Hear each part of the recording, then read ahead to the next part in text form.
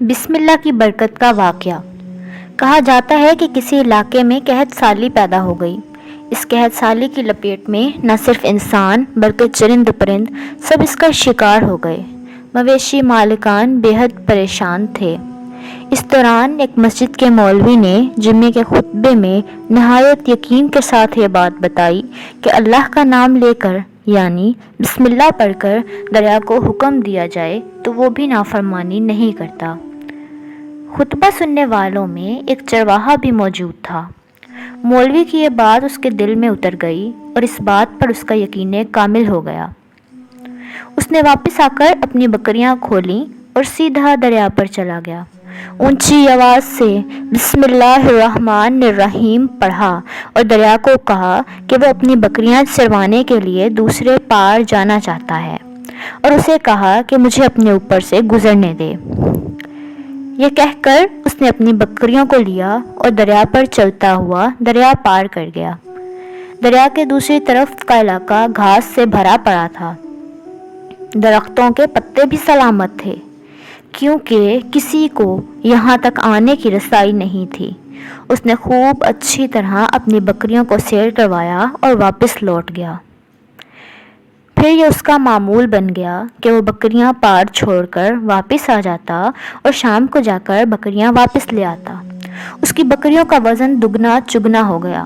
لوگ چونک گئے اور اس سے پوچھا گیا کہ وہ اپنی بکریوں کو کیا کھلاتا ہے۔ وہ سیدھا سادھا اور صاف دل نوجوان تھا۔ اس نے صاف صاف بات بتا دی کہ جناب میں تو بسم اللہ الرحمن الرحیم پڑھ کر دریا پر چل کر اپنی بکریاں دوسری طرف چروانے کے لیے لے جاتا ہوں۔ یہ بات سب نے سنی مگر کسی نے اس چرواہے کی بات پر یقین نہیں کیا کیونکہ یہ ناقابل یقین بات تھی۔ مگر بات ہوتے ہوتے مولوی صاحب کے پاس پہنچ گئی۔ مولوی صاحب نے اس چرواہے کو بلایا اور سارا ماجرا پوچھا۔ اس چرواہے نے مولوی صاحب کو ہی حوالہ بنا لیا کہ مولوی صاحب میں تو آپ کا شکریہ ادا کرنے والا تھا۔ آپ نے جمعے کے خطبے میں جو نسخہ بتایا تھا کہ بسم اللہ کہہ کر دریا کو بھی حکم دو تو وہ بھی انکار نہیں کرتا، تو میں تو بس آپ کے نسخے پر ہی عمل کر رہا ہوں۔ مولوی صاحب نے حیرت سے اس کے چہرے کو دیکھا۔ مولوی صاحب نے کہا بھائی صاحب ایسی باتیں تو ہم ہر جمعے میں کرتے ہیں، فقط ان کا مقصد لوگوں کا ایمان بنانا ہوتا ہے۔ مگر بکریوں والا ڈٹا رہا کہ میں تو بس بسم اللہ کہہ کر پانی پر چلتا ہوں اور بکریوں سمیت پانی پار چلا جاتا ہوں۔ آخر کار مولوی صاحب نے صبح خود یہ تجربہ کرنے کی ٹھانی، جسے دیکھنے چرواہے سمیت پورا علاقہ بھی آ گیا۔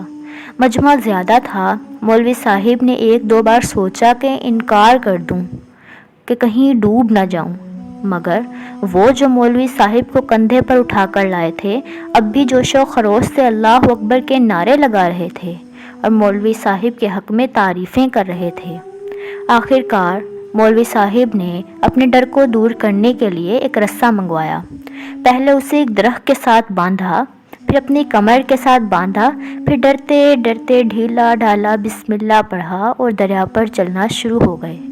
مگر پہلا پاؤں ہی رکھا تھا کہ پانی میں گر گئے۔ مولوی صاحب ڈبکیاں کھانے لگے اور پانی کے بہاؤ میں بہنا شروع ہو گئے۔ لوگوں نے کھینچ کھینچ کر باہر نکالا۔ مولوی صاحب کی اس حرکت نے چرواہے کو پریشان کر دیا کہ مولوی صاحب کی بسم اللہ کو یہ کیا ہو گیا ہے، کیونکہ اس کا تو یہ روز کا معمول تھا۔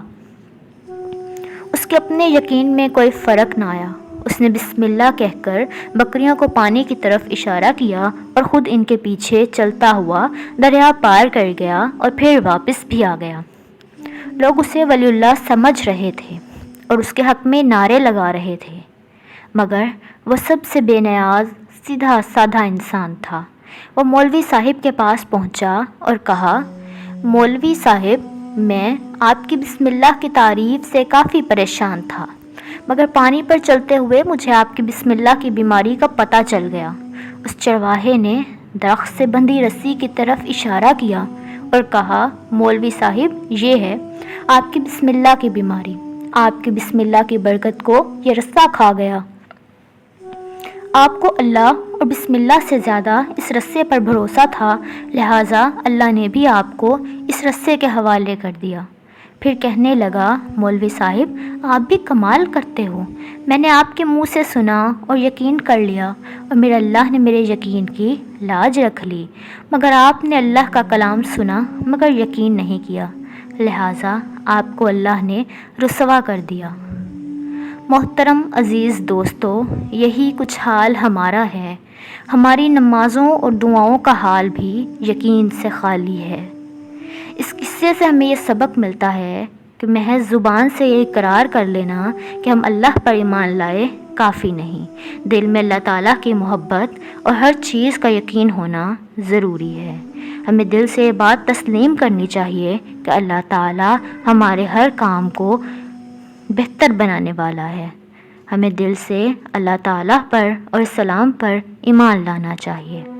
اگر آپ کو یہ کہانی پسند آئی تو میری ویڈیو کو لائک کریں، شیئر کریں اور سبسکرائب کریں، تاکہ میں آئندہ مزید آپ کو ایسے ہی قصے سنا سکوں۔